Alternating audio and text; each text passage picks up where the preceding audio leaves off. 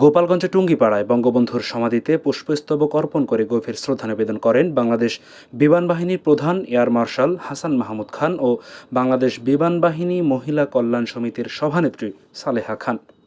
বুধবার বেলা 11টায় টুঙ্গিপাড়ায় পৌঁছে জাতির পিতা বঙ্গবন্ধু শেখ মুজিবুর রহমানের সমাধিতে শ্রদ্ধা নিবেদন করেন। এ সময় বিমান বাহিনীর একটি চৌকস দল জাতির পিতার উদ্দেশ্যে গার্ড অফ অনার প্রদান করেন।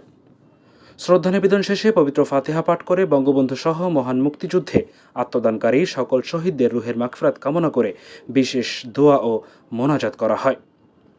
শ্রদ্ধা নিবেদন শেষে সাংবাদিকদের সাথে মতবিনিময়কালে এয়ার মার্শাল হাসান মাহমুদ খান বলেন, কেউ যদি কখনো আমাদের আঘাত করার চেষ্টা করে আমরা তার দাঁত ভাঙা জবাব দেওয়ার জন্য পুরোপুরি সক্ষম এবং সদা প্রস্তুত আছি। তিনি বলেন, আমরা কারো সাথে শত্রুতা করতে চাই না, কিন্তু কেউ যদি কখনো আমাদের আঘাত করার চেষ্টা করে আমরা তার দাঁত ভাঙা জবাব দেওয়ার জন্য প্রস্তুত এবং সেই সক্ষমতাও আমাদের রয়েছে। নতুন বিমান প্রধান বলেন, যৌথ বাহিনীর সাথে বিমান বাহিনীও জড়িত আছে। আমাদের অত্যাধুনিক ইউআইভি রয়েছে, যেটা বিগত সরকার আমলে প্রধানমন্ত্রী আমাদেরকে দিয়েছেন। যখনই প্রয়োজন হচ্ছে ব্যবহার করছি।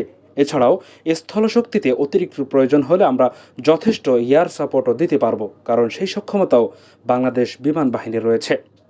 এয়ার মার্শাল হাসান মাহমুদ খান আরও বলেন, আর খুব শীঘ্রই আমরা আরও ভালো ভালো বিমান পাবো বলে আশা করি। আগামী 3 বছরে বিমান বাহিনীর আরও আধুনিকায়ন ও উত্তরোত্তর উন্নতির চেষ্টা করব।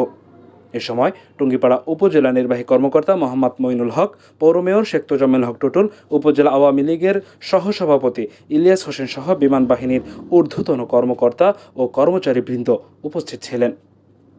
ফারহান লাবিব, টুঙ্গিপাড়া।